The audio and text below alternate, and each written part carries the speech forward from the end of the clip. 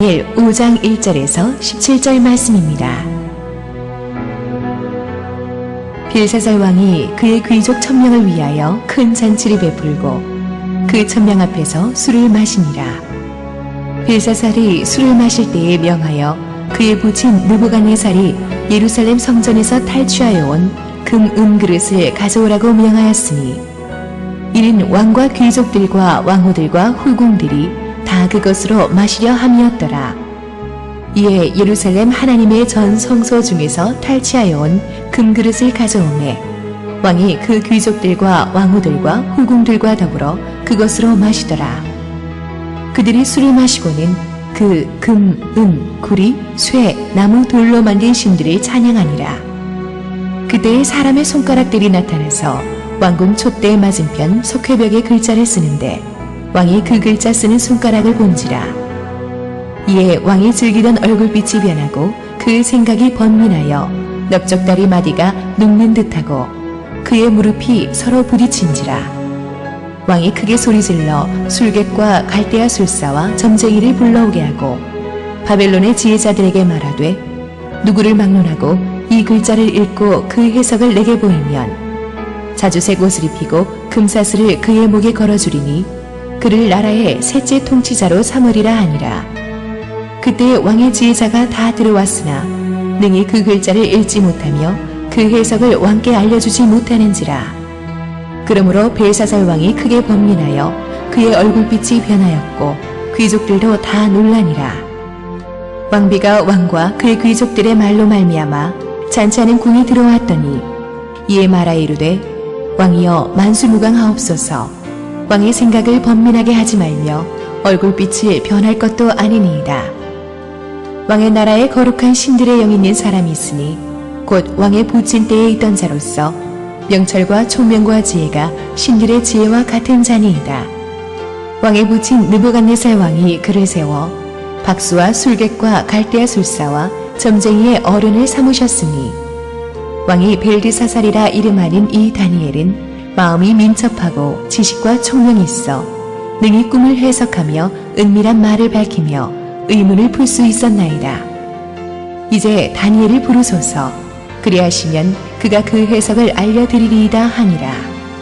이에 다니엘이 부름을 받아 왕의 앞에 나오매 왕이 다니엘에게 말하되 내가 나의 부왕이 유다에서 사로잡아온 유다 자손 중에 그 다니엘이냐.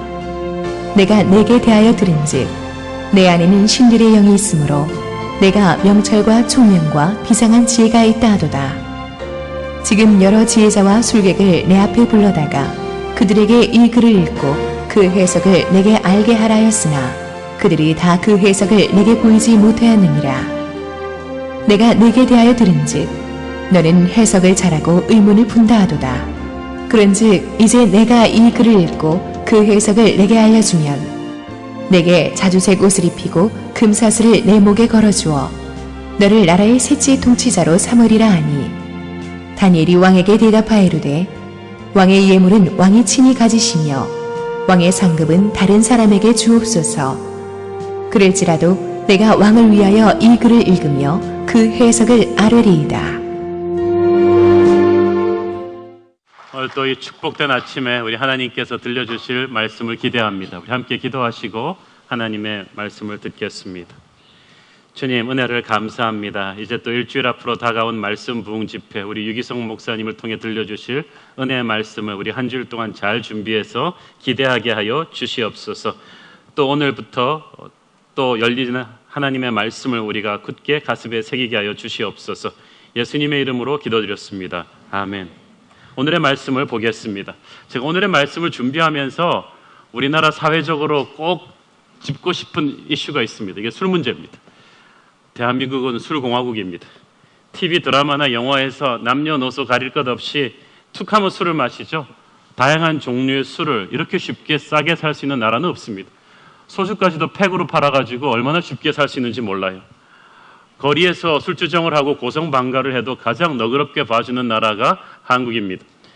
그런데 최근 들어서 우리 사회에서 터지는 문제 대부분이 술 때문에 일어난 사건이라는 거 아십니까? 해외 동포와 국민들, 외국 언론들 앞에서 나라 망신을 시킨 청와대 전 대변인의 교포 인턴 여학생 성추행 사건도 대통령이 미국 국회 연설을 앞둔 바로 그 전날 밤에 저녁 내내 술을 마셔 그가 벌겋게 취해 있던 상태에서 일어났습니다. 육군사관학교 60년 역사상 처음으로 일어난 캠퍼스 내 성도들끼리의 성폭행 사건도 대낮부터 교수와 학생들이 학교 캠퍼스 잔디밭에서 술파티를 벌여서 만취된 상태에서 터진 일입니다. 얼마 전에 대구에서 밤에 택시를 탔다가 실종된 뒤에 다음날 시체로 발견된 여대생 역시 전날 나이트클럽에서 만취한 채로 택시를 탔다가 변을 당했다고 합니다. 얼마나 많은 사고들이 우리 주위에서 술 때문에 생기는지 모릅니다. 그런데 초대교회도 술 문제 많았습니다. 바울이 여러 지역에 보낸 목회 서신들 보면요, 술 취하지 말라는 말이 무지 많았어. 에베소 교회도 보면요, 이따가 말씀드리겠지만 술 취하지 말고 오직 성령에 충만하라. 우리는 성령 충만 그쪽만 봐서 그렇지요. 얼마나 술을 마셨으면 그러겠어요. 만약 부흥 강사가 우리 교회 와갖고 갑자기 성도들 내가 꼭 부탁하고 싶은 말씀이 있는데 새로운 교회 성도들이요, 제발 술 취하지 마십시오. 그런데 초대교회 보면은 장로 후보들한테도 첫째 조격 중에 하나가 아내를 패지 말고 술 취하지 말고 그게 나와요. 그러니까 사람들은 다 거기서 거기에요. 우리 교회 내에서도 아직까지 술 문제 깨끗이 해결 못한 성도들 오늘 설교 끝날 즈음에 문제를 끝내기를 바랍니다. 저는 자신 있습니다. 오늘 설교 끝날 때쯤에 여러분이 이 문제를 결심을 안 하면 제가 설교를 잘못했거나 여러분 양심에 화인을 맞았거나 그 둘 중에 하나예요. 오늘의 본문은 지난주에 있었던 느부갓네살의 두 번째 꿈 사건이 일어난 때로부터 거의 30년이 지난 주전 539년에 일어난 일입니다. 이 BC 539년은 엄청나게 중요한 해입니다. 바벨론이 이때 망합니다. 이 주전 539년 학자들은 이 10월 달쯤에 이 술잔치가 벌어졌다고 이 추정을 하고 있습니다. 먼저 여기서 언급되는 벨사살 왕이라는 인물에 대해서 좀 우리가 알아볼 필요가 있는데요. 이 사람이 진짜 실존했던 인물인가에 대해서 논쟁이 많았습니다. 왜냐하면 기록된 공식 바벨론의 마지막 왕은 나부니두스였지 벨사살이 아니에요.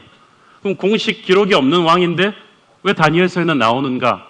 이 사람은 실제 존재했던 왕이 아니지 않았는가라고 다들 말을 했습니다만은 많은 고고학적인 자료와 문서들을 통해서 이 사람이 실제 존재했던 사람이라는 것이 입증되었습니다. 이 스토리를 설명하기 위해서 우리는 30년 전 느부갓네살 죽음 이후 바벨론의 마지막 왕들의 권력 승계도를 좀 PPT 자료를 보면서 한번 살펴볼 필요가 있습니다. 여러분도 아시다시피 이 느부갓네살은 40년 동안 바벨론을 다스렸던 철권 통치를 했습니다. 그 사람 동안에 그 바벨론이 최고의 그 피크를 쳤죠. 그런데 느부갓네살이 죽고 나서 느부갓네살이 562년도에 죽고 나서 아들 아벨 마르둑이 자리에 오릅니다. 그런데 이 아들이 아버지 정도 되는 인물이 아니었기 때문에 즉위한 지 2년 만에 암살당해요. 이 아들을 암살한 사람이 오늘 발음이 안 돼. 이 네리글리살인데 이 아벨 마르둑의 매부예요. 이 매부가 죽이고 나라를 찬탈한 다음에 오래 살지 못하고 4년 동안 있다가 자기 아들 라바시 마르둑에게 물러줍니다. 이 라바시 마르둑이 왕위에 올라서 1년도 안 돼서 나부니두스라는 사람에게 또 암살을 당해요. 그러니까 느부갓네살이 물러나고 나서 7년 동안에 왕이 4번째 바뀌는 거예요. 이런 정변을 통해서 마지막 들어선 왕이 나부니두스 바벨론의 마지막 왕인데 이 사람은 한 27년 동안 왕위에 있습니다. 그런데 문제는 이 사람이 왕위에 올랐을 때쯤에는요, 바벨론의 국군이 이미 바닥을 치고 있었습니다. 점점 나라가 망해가면서 이 사람은 나부니두스는 주로 그 재위기간 동안에 주로 대부분을 전쟁터에서 보내야만 했습니다. 그것도 느부갓네살처럼 뻗어나가는 정복 전쟁이 아니라 새로 일어나는 이 메데 페르시아 군한테서 나라를 지키기에 급급한 방어 전쟁을 벌이고 있었어요. 그리고 여러분이 또 잘 보셔야 될 게 이 느부갓네살 때부터 여기까지는 그래도 느부갓네살 가문 사람들인데 이 나부니두스부터는 느부갓네살의 직계가 아니에요. 그렇지만 이 나부니두스는 명분이 필요했고 정통성이 필요했기 때문에 느부갓네살의 딸을 아내로 삼습니다. 그 느부갓네살이 찍어서 사위로 삼은 사람이 아니라 자기가 느부갓네살의 딸과 결혼한 거예요. 그래서 자기와 자기 아들을 항상 느부갓네살의 후예라고 스스로 주장했는데 실은 가문이 달랐어요. 가문이 달라 이유 중에 하나가 이 느부갓네살 가문은 이 마르둑 신을 섬겼어요. 바벨론의 주신이죠. 그런데 이 왕들이 웃기는 게 말이죠. 자기가 신이라고 생각해서 자기 이름에다 꼭 그 신 이름을 넣어요. 그래서 아벨 마르둑, 라바시 마르둑. 그런데 이렇게 신적인 존재로 자기를 내세우려고 했던 왕일수록 별 볼 일이 없어요. 1년, 2년 만에 암살을 당한 거죠. 그런데 이 느부갓네살 가문이 마르둑을 섬겼는데 이 나부니도스 가문은 다른 신을 섬겼어요. 그러다 보니까 그리고 이 나부니도스나 이 벨사살은 정통성이 없고 그러다 보니까 좀 정치를 잘 못했어요. 그래서 바벨론 사람들의 마음은 느부갓네살과 그 직계 자손에게 있었지 점점 나부니도스에게서 떠났던 거예요. 그래서 민심이 심각하게 이반되면서 이 바벨론의 민심은 이미 신흥 강대국 페르시아 쪽으로 기울어져 있었습니다. 그래서 많은 경우 이 페르시아 왕이 진군해 올 때 바벨론의 그 군대들이 많이 그냥 항복을 해버렸던 상황입니다. 자, 그런데 다시 돌아와서 이 나부니도스가 왕위에 있는 동안에 바벨론 도성에 거의 있지 못하고 외부에 나가서 전쟁을 하면서 바벨론을 지키려고 했습니다. 그러면 비어있는 바벨론 도성을 상식적으로 누구한테 통치권을 맡기겠습니까? 아들이에요. 아들의 이름이 벨사살이에요. 그래서 이 벨사살은 아버지가 밖에서 전쟁하는 동안에 바벨론 도성의 임시 책임자로서 왕 같은 권위를 휘둘렀던 사람이죠. 그래서 이 시점에서 넘버1이 나부니도스면 넘버2가 바로 이 벨사살 왕이고 세 번째 권위자, 세 번째 통치자의 자리가 국무총리 자리인데 나중에 이 꿈을 풀면 이 사람을 거기다 앉히겠다고 한 말이 바로 그 뜻입니다. 자, 그런데 이 느부갓네살의 죽음 이후에 점점 국운이 기울어지고 있다가 지금 이 벨사살의 술잔치가 열리고 있는 이 10월쯤에는 어떻게 됐냐 하면 이 아버지 나부니도스가 밀려오는 페르시아의 군대와의 마지막 전쟁에서 패하고 아라비아 어느 사막으로 도망가 있던 때입니다. 이때 밀려온 페르시아군이 바벨론 도성을 포위하고 2년 동안 아주 비오듯한 공격을 퍼부으면서 마지막 바벨론의 숨통을 끊어내려고 하던 바로 그때예요. 그러니까 여러분 상상이 안 가죠. 지금 나라가 모든 전쟁을 다 패하고 밀려오는 페르시아 대군한테 학자들은 20만이 넘는 대군이라고 합니다. 이 도성을 에워싸고 포위전을 벌이고 있는 이 상황에서 왕과 밑에 직속 부하들은 지금 비상 방어전을 선포해야 되는데 1000명이 넘는 술자리를 확 벌린 거예요. 이건 그 당시 스케일로도 굉장히 큰 것입니다. 왜 이런 무모한 술자리를 벌였겠는가? 그들은 천혜의 요새 바벨론 도성은 무너지지 않는다는 헛된 자신감을 갖고 있었어요. 여러분 지난주와 지지난주에 우리 동영상을 통해서 보셨죠? 그리스의 역사학자 헤로도토스가 증언한 대로 광대한 사막 한가운데 있었던 바벨론 도성은 각 변의 길이가 23km가 넘는 성 전체의 둘레가 무려 90km에 달하는 거대한 사각형의 도시입니다. 90km면 어느 정도냐 하면요. 여기서 수원까지가 45km예요. 그 배나 되는 거리가 이 바벨론 전체의 도성이었던 거예요. 그런데 이 바벨론 도성이 왜 난공불락이냐 하면요. 이 바벨론인들의 건축에 아주 총한데 이 유프라테스 강을 끌어들이면서 이 강을 세 군데로 나눠서 한쪽은 성 옆으로 깊은 해자를 파고 강이 흐르게 했어요. 그리고 한가운데로 또 강을 흘렸어요. 이게 폭이 20m가 넘는 아주 깊은 해자를 파가지고 물을 확 둘렀기 때문에 어떤 적군도 이걸 뚫고 들어올 수가 없는 거예요. 무리를 걷지 않는 이상은. 그리고 이 바벨론 성벽이 세겹 시스템인데 성벽 하나가 제일 바깥에 그 진흙 벽돌로 만들어진 아주 단단한 벽이 두께가 3.7m예요. 3.7m고 그 다음에 내벽이 있는데 이건 더 높은데 훨씬 높은 데에 있는 내벽이 돌아가는데 이게 6.5m예요. 그 사이로 사두마차가 지나갈 만한 공간이 있어요. 6.5m가 어느 정도인지 여러분의 이해를 돕기 위해서 여기 노란 테이프 보이죠? 여기서부터 저기까지 6.5m예요. 그러면 이 위로 마차가 다녀요. 3.7m면은요, 저 같은 사람 2사람 이상 눕는 그 두께로 이걸 하는 거예요. 그러니까 이 적병이 20m의 해자를 뚫고 여기 어떻게 기어 올라왔다고 쳐도 이 위에서 또 쏘는 거죠. 그리고 성벽 곳곳에 돌아가면서 20m가 넘는 공격 방어용 타워들이 있습니다. 청동문이 100개가 있습니다. 해자 모두를 걷어버리면 순식간에 적이 트랩되어 버리는 천혜의 요새예요. 한 번도 도성을 세우고 나서 무너진 적이 없어요. 그런데 이 천혜의 요새를 페르시아 왕 고레스가 뚫어버립니다. 어떻게 뚫었을까요? 다음 주에 말씀드리도록 하겠습니다. 그러니까 이런 천혜의 아무리 포위되었다 해도 그리고 이 안에서 버틸 수 있는 식량이 20년이 넘었어요. 20년 동안 먹고 살 수 있는 거예요. 우리가 버티기만 하면 사막이니까 저 대군이 물러갈 것이라는 헛된 자신감, 바벨론을 지켜준 신들이 자기들을 지켜줄 거라는 그런 헛된 자신감이 있는 거예요. 그러니까 인간이요, 참 궁지에 몰려서도 잘 인정하지 않아요. 잘 회개하지 않아요. 끝까지 뭐 믿는 구석이 있는 거예요. 바벨론인들이 믿었던 성벽처럼 우리가 믿는 어떤 돈이 있어요. 인맥이 있어요. 권력이 있어요. 그러나 최후의 순간이 오면요, 모래성처럼 무너질 것입니다. 세 번째는 왜 이런 무모한 술잔치를 벌려냐 하면은 동요하고 있는 민심을 안정시키려는 정치 쇼입니다. 우리는 나라가 망할 거야, 페르시아군한테 떨어질 거야 막 이러고 있는데, 아니야, 왕과 우리 군사령관들과 귀족들은 이렇게 거대한 술잔치를 벌일 정도로 여유가 있어, 우리는 무너지지 않아라는 이런 쇼를 하는 거죠. 인생이 다 망해가는 사람일수록 겉으로 보기에는 이렇게 객기를 부리는 분들이 많아요. 사업이 망해가는데 오히려 더 남들한테 기죽지 않으려고 외제차 사고 명품 사고 그러면서 막 큰소리 통통 치는데 이미 꺼져가는 등불의 발악이죠.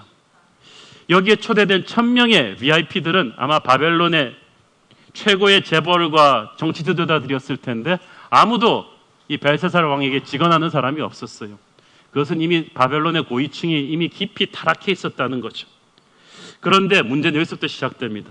이 1000명이 넘는 이 신하들이 있고 거기에 또 왕후들과 후궁들과 그리고 무기들이 다 섞인 아주 진탕한 술 파티를 벌였는데, 그러니까 요즘으로 말하면 거대한 룸살롱을 만든 거예요. 그 왕궁을.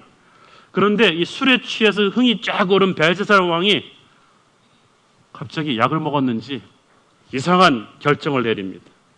야, 그거 67년 전에 우리의 증조 할아버지 느부갓네살이 예루살렘을 침공했을 때 그 예루살렘 성전에서 가져온 그 금은 그릇 집기들 있지, 그거 갖고 와.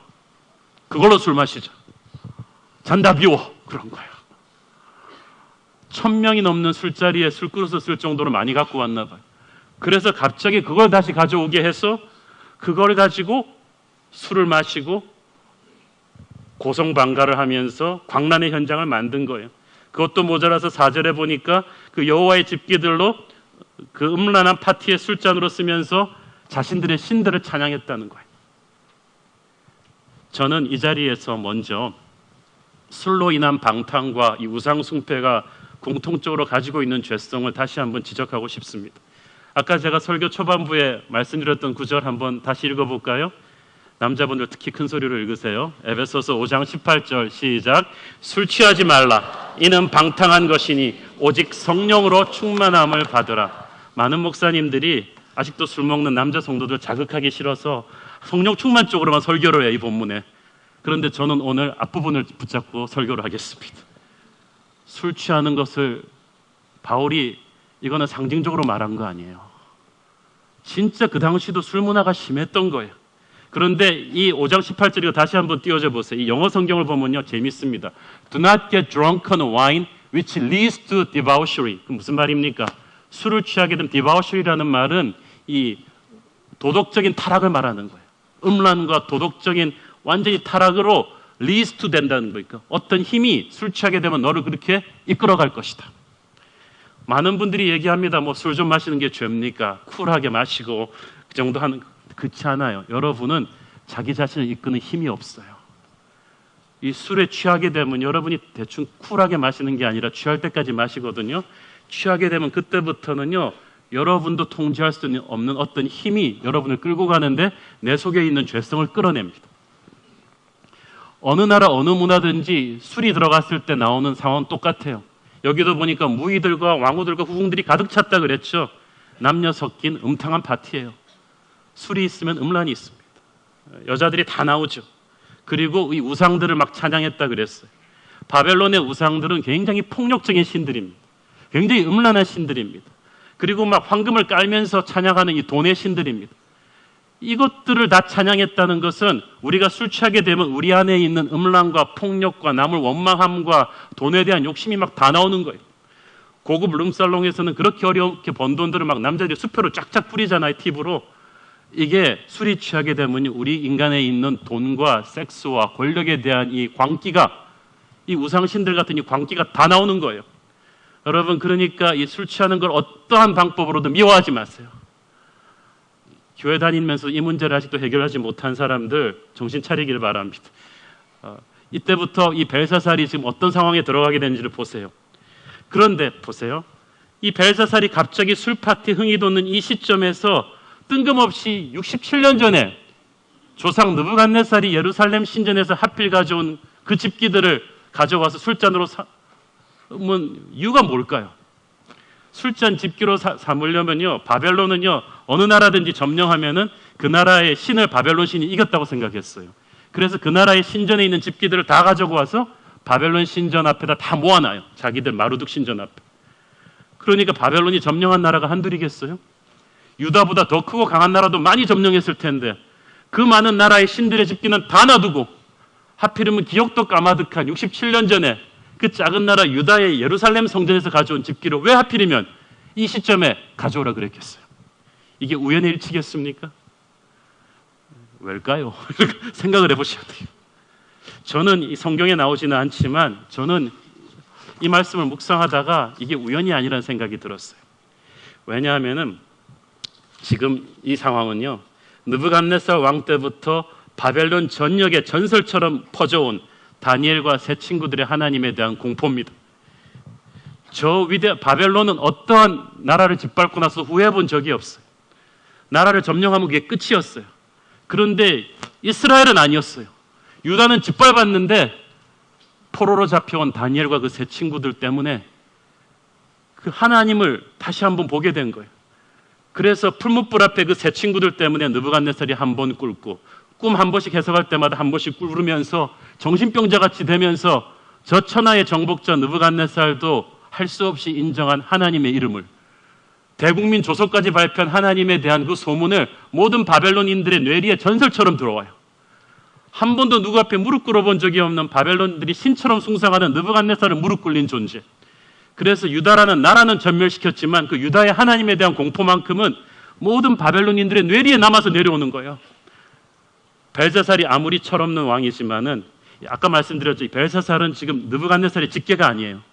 필요해서 느부갓네살의 자손이라는 이름은 빌렸지만 항상 벨사살은 지금 어떤 생각을 할까요? 어떤 기회든지 잡아서 내가 느부갓네살보다 위대하다는 걸 백성들한테 보여줘야 되는데 그래야 정통성이 서는 데라고 생각을 했는데 마침 그 생각이 난 거죠. 이게 영감인가 보다.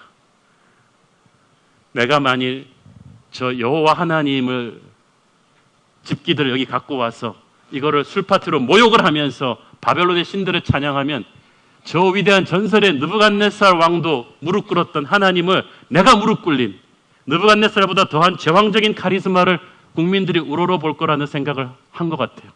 그래서 지금 페르시아군에 포위당해서 왕국이 멸망당해 가니까 민심이 이반돼서 자기를 원망하는 듯한 분위기를 이 한 번으로 반전시키려는 생각을, 바보 같은 생각을 저는 했다고 생각해요. 그렇지 않고 괜히 술자리에서 뜬금없이 그 생각을 했을 리가 없어요. 어쨌든 그러나 바보 같은 생각을 했죠. 머리 나쁜 사람은 아이디어 내면 안 되는데 이 무모한 아이디어 때문에 심판의 철퇴가 코앞에 다가와 버렸습니다. 5절을 보세요. 5절 앞부분을 보세요. 뭐라고 써 있습니까? 그때에 이게 중요해요. 그때에 느부갓네살이 이렇게, 벨사살이 이렇게, 나는 이제 느부갓네살보다 위대해, 느부갓네살 할아버지도 꼼짝도 못했던 여호와의 하나님 아무것도 아니구만, 그러면서 막 흥이 오르고 있는 이때에 앞에 손가락이 확 나타난 거예요. 글씨가 이 석회벽에 땅땅 쓰여지기 시작하는데, 여러분, 글씨가 사람한테 공포를 줄 수 있다는 거 아십니까? 한국의 유명한 프로야구 선수가 미국의 메이저리그 캠프에서 여름에 훈련을 하는데요, 그 캠프에 중남미 지역에서 다 온 마이너리그 선수들이 같이 훈련을 했대요. 이 마이너리그 선수들은요, 미국에 수만 명이 있는데 일주일에 100불도 못 받아요.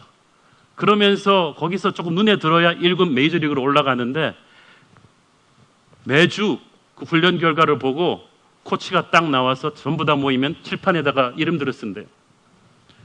탈락자 후보예요. 살생부예요. 그럼 여기다가 곤잘라스 땅 쓰면 곤잘라스는 죽음의 빛이 확 들어오면서 보따리 싸고 나가는 거야. 여러분, 그 시간이 어떻겠어요? 수백 명 선수들이 있는데 코치가 딱 들어와서 글씨 딱 쓰면 죽음의 칠판 글씨예요. 곤잘라스. 땅땅 들리는데 진짜 거짓말 안 하고 지옥의 방망이 소리 같아요. 땅땅한 곤잘레스, 그 다음에 무슨 까를로스 이렇게 땅땅 쓰면 이렇게 이름이 한 20개 딱 적히면 죽음의 이름. 글씨가 그렇게 무서워요. 그런데 여러분 상상을 해봐요. 하나님의 손가락이에요. 하나님의 생기가 무서운 그 하나님의 임재가 그 방에 가득 차면서 글씨가 빵빵 쓰여지는데 그게 곤잘레스 이름만큼 못하겠어요. 살생부가 땅땅 적히는 거예요. 그런데 이 바벨론의 왕궁의 석회벽은요, 주로 이 사람들이 어떤 때 쓰냐 하면 이집트나 바벨론은 자기들의 업적을 그림이나 상형문자로 기록할 때 벽에다 기록을 합니다. 저는 그것이 기록할 벽이었든지 이미 기록된 벽이었을 거라 생각해요. 그런데 하나님의 손가락이 그 위를 덮으면서 글씨를 써버린 거죠. 글씨를 쓰려니까 어떻게 했겠어요? 하나님이 일단 지웠겠죠. 벽을 하얗게. 그리고 쓰는 거예요. 저는 이 장면이 너무나 통쾌해요. 바벨론은 자기들의 업적을 남기려고 했는데 하나님이 오버라이트 해버린 거예요. 너희들의 역사는 의미가 없구나.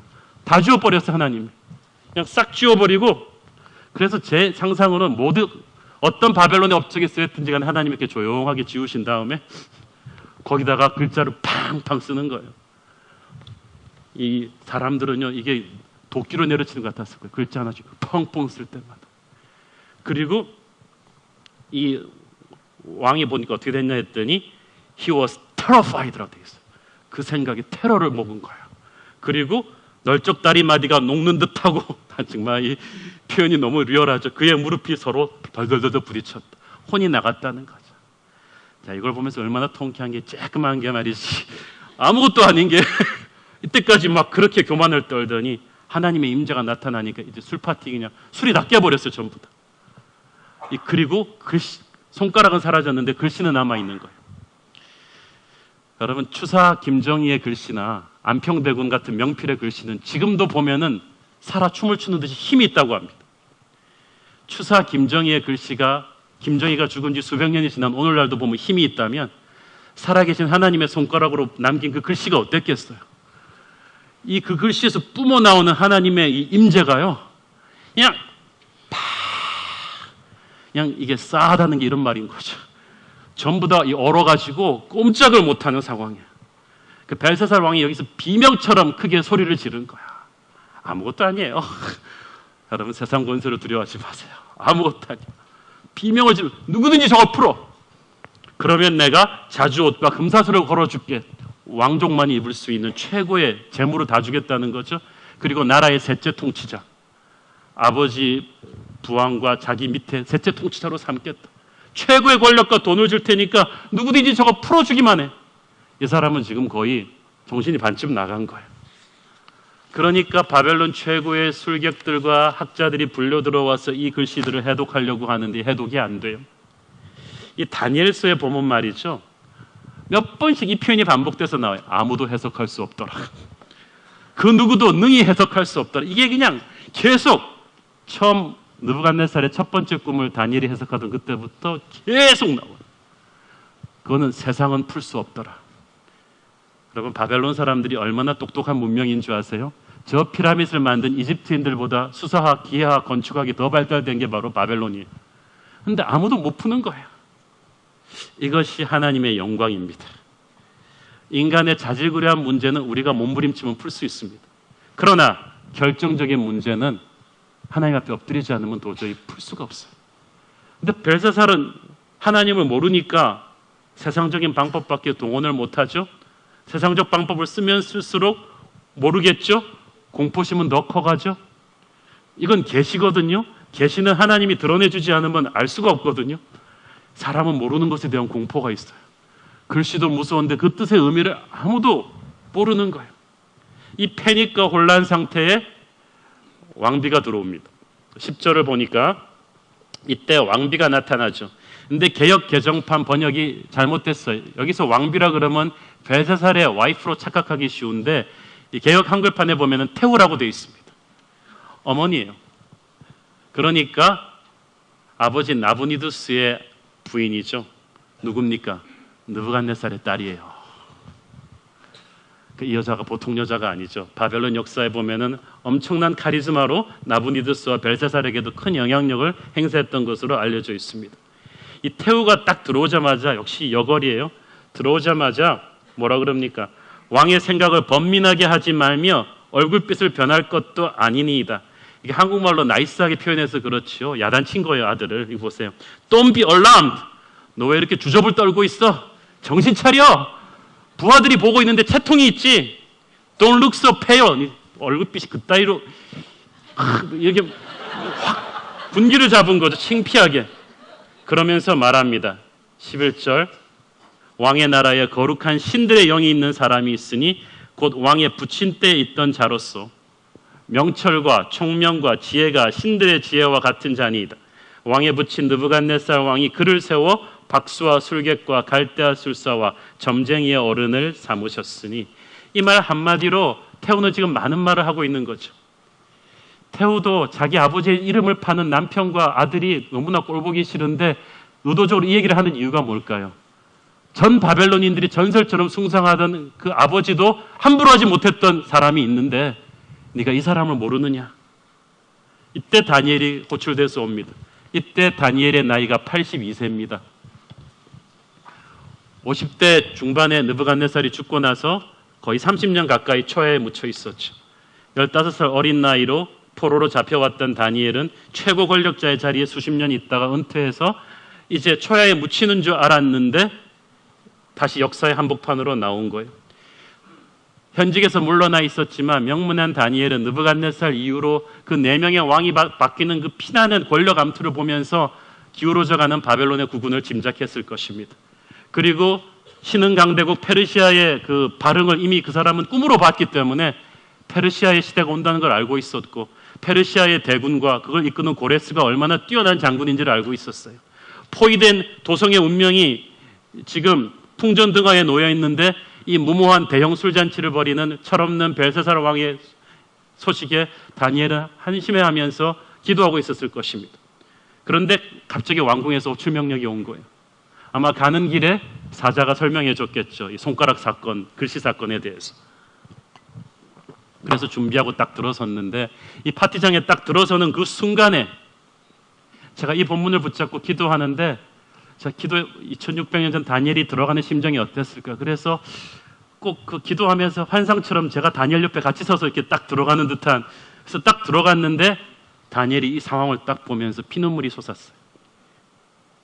술잔치를 벌이고 있는 거 알았는데 그 갓잔치도 하는 인간들이 들고 있는 술잔들을 딱 보는 순간에 다니엘이 피눈물이 솟아버렸어.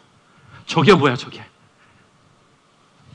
조국에서 끌려온 지 67년이 지났지만 한 번도 하나님의 이름을 땅에 떨어본 적이 없는 다니엘, 제사장들만이 다룰 수 있는 여호와의 성전에 있는 집기들이 이 음탕한 술파티의 술잔으로 손손에 들고 있는 걸 보면서 이 다니엘의 눈에서 피눈물이 솟은 거예요. 수십 년 포로 상의를 하면서도 저 무서운 느부갓네살 앞에서도 하나님의 이름을 땅에 떨어뜨리지 않기를 위해서 목숨을 불살랐던 다니엘의 눈에 이 철부지 같은 이 음탕하고 인간 같지도 않은 인간들이 쓰고 있는 이 하나님의 집기를 보면서 피눈물이 솟은 거예요. 순간 다니엘은 직감했어요. 이걸로 끝이구나. 더 이상 이 패역한 제국을 가만두지 않겠다는 이 분노.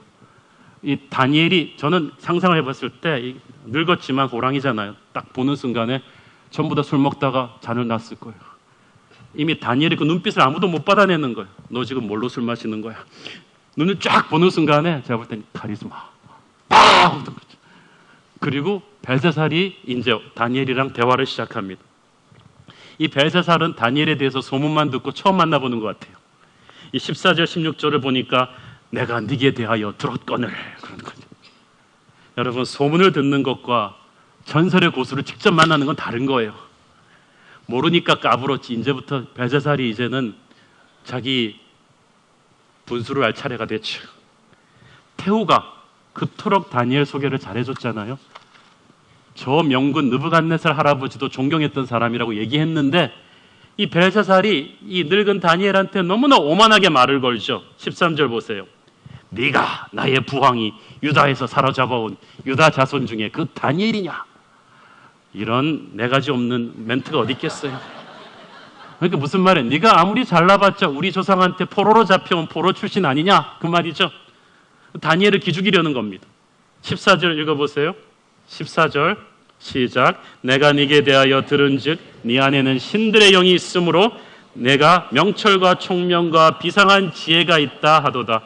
한마디로 듣자니 영감님 한가닥 하신다면서요? 힘 좀 써주시죠. 이렇게 비아냥거리는 거예요. 사실 훌륭한 신하는 왕이 알아보는 법이죠. 아무리 정권이 바뀌어도. 그러니까 세종대왕은 자기를 반대했지만 아버지가 중용했던 황희 같은 사람을 영의정으로 썼잖아요. 그런데 느부갓네살 이후에 이 왕들은 한 사람도 이 다니엘의 훌륭함을 알아보고 중용한 사람이 없어요. 제가 볼 땐 은근히 다니엘이 두려웠던 것 같아요. 다니엘이 하나님이 두려웠던 것 같아요. 그래서 지금 나라가 망할 때쯤 돼서야 할 수 없이 다니엘을 데려온 것 아니겠습니까? 진짜 급해지면 살기 위해서라도 세상은 하나님의 사람을 찾게 돼 있죠. 그래가지고 자기가 아쉬우면서도 끝까지 폼 잡고 갑인 척하면서 포로 출신의 너에게 내가 출세하는 기회를 주겠노라. 네가 이 문제만 맞추면 자주색 옷을 입히고 금사슬을 걸어주고 왕국의 세 번째 권력자로 만들어주겠다. 내가 돈도 주고 권력도 주겠다. 이 문제만 해결해다오. 벨사살이 착각하고 있어요. 끝까지 지금 다니엘이 자기 신하인 줄 아는 거예요. 근데 느부갓네살도 인정했잖아요. 다니엘은 자기 신하지만 자기 신하가 아니에요. 하나님의 사람이에요. 다니엘은 이미 왕국의 운명이 끝에 왔다는 걸 알고 있어요. 망하기 직전에 왕국의 군주가 주는 돈과 권력이 무슨 의미가 있겠어요. 그래서 그 왕의 오퍼를 한마디로 거절하는 이 다니엘의 이 멘트는요, 늙었지만 살아있는 하나님의 사람을 보여줍니다. 17절 같이 읽겠습니다. 시작. 다니엘이 왕에게 대답하여 이르되 왕의 예물은 왕이 친히 가지시며 왕의 상급은 다른 사람에게 주옵소서. 그럴지라도 내가 왕을 위하여 이 글을 읽으며 그 해석을 아뢰리이다. 돈, 왕 너나 가져. 딱 이렇게 말한 거죠. 권력, 난 필요 없어. 그 사람이 주는 돈과 권세를 받으면 나는 그 사람의 종이 돼요. 그 사람이 나를 부리는 거예요. 그것을 안 받으면 나는 자유하는 거예요. 벨사살, 너는 너의 돈과 권세로 나를 부릴 수 없다. 그 얘기하는 거죠. 우상을 숭배하는 세상과 돈과 권력에 취한 세상과 망해가면서도 그걸 인정할 수 없는 허무한 교만의 세상을 담대하게 거절하는 이 다니엘의 기백. 이 사자는 썩은 고기를 먹지 않는다고 했잖아요. 자, 여러분, 저는 생각해 봅니다. 여기에 있는 벨사살의 신하들은 다 세대가 바뀌었기 때문에 다니엘에 대해서 전설로만 듣던 사람들이에요. 처음 보는 거예요. 인간적으로 보면 80세 된 꾸부정한 노인이 나왔는데 이 점점 보니까 이 다니엘에게서 뿜어 나오는 이 기백, 이 눈빛, 이 왕이 전한 이 오퍼를 순식간에 거절해 버리면서 그건 필요 없다. 그러나 하나님의 메시지는 내가 전해야겠다는 이 불을 뿜는 이 기백 앞에 다들 저는 볼 때 그 카리스마, 우리 식으로 말하면 살아있네. 죽지 않았어요, 다니엘이. 전설로만 듣던 그 다니엘이 혼자 들어온 이 노인인데 그 1000명, 2000명의 왕국의 최고 VIP들이 지금 꼼짝도 못하는 거예요. 여러분, 진짜 하나님의 사람은요, 이런 게 있어야 돼요. 하나님을 모독하는 이들이 주는 썩은 고기를 먹지 말아야 합니다. 우리가 세상의 악함이 나쁘다고 말은 하면서 뒤로는 세상이 주는 뇌물을 받아먹고 있으면 결코 세상을 움직일 수가 없어요. 메시지를 전할 때 권위가 생기질 않아요. 능력이 생기질 않는 거예요. 다니엘은 그 술자리에서 승청망청하던 사람이 아니었어요. 왕이 주는 그 썩은 고기를 먹고 사는 사람이 아니었어요. 그러니까 하나님의 쓰임을 받는 거예요. 사실 다니엘은 지금 연약한 포로 출신의 이제 정권이 바뀌어서 늙어가는 노인에 불과했습니다만은 하나님은 그를 마지막까지 포기하지 않고 다시 한번 역사의 중심부에 쫙 세우십니다. 다니엘은 지금 다시 한번 어린 시절에, 청년 시절에 저 느부갓네살 앞에서 정면 승부했던 그 영적인 기백이 다시 살아나는 거죠. 여러분은 여러분 자신 안에 있는 하나님의 영광이 얼마나 큰지를 몰라요. 여러분은 늙었고 힘이 없어서 끝났다고 생각합니까? 아니에요. 80이 넘은 다니엘도 하나님이 끌어오셨어요. 디모데후서 4장 17절 시작. 주께서 내 곁에 서서 나에게 힘을 주심은 나로 말미암아 선포된 말씀이 온전히 전파되어 모든 이방인이 듣게 하려 하심이니 내가 사자의 입에서 건짐을 받았느니라. 아멘. 이제 다니엘의 또 다른 역사가 시작되는 거예요. 다음 주부터 시작되지만 바벨론의 마지막과 함께 들어서는 페르시아 제국의 역사의 한복판에도 다니엘이 들어가게 되는 것입니다. 여러분, 은퇴 시기는 여러분이 정하는 게 아닙니다. 하나님이 정하는 것입니다. 정권이 바뀌었는데, 왕조가 바뀌었는데 하나님은 다시 한번 다니엘을 초야에서 끌어내셔서 망해가는 바벨론의 권력자에게 하나님의 심판을 선포하는 도구로 사용하셨습니다. 우리는 하나님이 숨을 다하는 마지막 날까지 우리를 언제 불러 사용하실 줄 모름을 알아야 돼요. 그러니까 여러분 준비하고 계셔야 돼요. 어쩌면 그 순간은 우리의 인생 전체를 걸어야 되는, 목숨을 걸어야 되는 어떤 것인지도 모릅니다. 근데 다니엘은 15살 때부터 목숨을 걸고 살았기 때문에 80이 돼서도 두렵지가 않은 거예요. 저는 여러분이 인생 전체를 놓고 타협할 수 없는 어떤 게 있기를 바랍니다. 이 사람을 흔들 수가 없어요. 시편 118편 17절, 제가 굉장히 좋아하는 말씀입니다. 내가 죽지 않고 살아서 여호와께서 하시는 일을 선포하리. 여러분, 죽지 않고 살아서 하나님의 말씀을 선포해야 되지 않아요? 명만은 마구간에서 죽는 걸 부끄러워하고 군인은 침상에서 편히 죽는 걸 부끄러워한다고 했습니다. 저는 벨사살 앞에서 늙은 다니엘의 이 당당한 모습 속에서 로마의 권력자 빌라도 앞에선 예수님의 당당한 모습을 보는 거예요. 세계를 제패한 로마 제국 앞에서도 예수님은 기죽지 않았습니다. 나의 나라는 이 땅에 있는 것이 아니다. 마지막까지 불을 뿜듯이 선포한 예수님의 그 말씀, 그리고 로마는 300년 만에 뒤집어졌습니다. 사랑하는 여러분, 만약에 다니엘이 이 술자리에서 같이 흥청망청했더라면 이런 권위가 나왔겠어요? 세상이 주는 썩은 고기를 받아먹고 사는 사람이었더라면 이런 메시지 못 전합니다. 이 다니엘의 사명은 목사인 제가 할 수 없고 여러분이 하는 것입니다. 그러니까 여러분, 아직도 술 먹어야겠다는 생각이 나세요? 아직도 이 흥청망청하는 문화 속에서 같이 흘러가면서 주어라 마셔라 하면서 자신의 영혼을 팔고 자신의 양심을 팔고 자신을 통제할 수 없는 어떤 악의 힘에 이용당하시겠어요? 아니면 마지막 늙은 80의 노인이 될 때까지 하나님의 쓰임을 받는, 이 시대를 호령하는 다니엘의 기백을 가지시겠습니까? 저는 여러분이 이 시대를 깨우는 그런 다니엘이 되기를 바랍니다. 기도하겠습니다. 사랑하는 아버지, 은혜를 감사합니다. 바벨론처럼 이 한국도 술에 취했고 음란에 취했고 돈에 취해버린 세상입니다. 하나님, 이 미쳐버린 세상 속에서 우리도 같이 묻어가지 않게 하여 주시옵소서. 어떤 핑계로도 세상의 그 타락함에 우리가 물들지 않게 하여 주시고, 우리 새로운 교회 성도들 시대를 꾸짖는 다니엘의 기백을 가질 수 있도록 순결함과 거룩함을 주시옵소서. 예수님의 이름으로 기도했습니다. 아멘.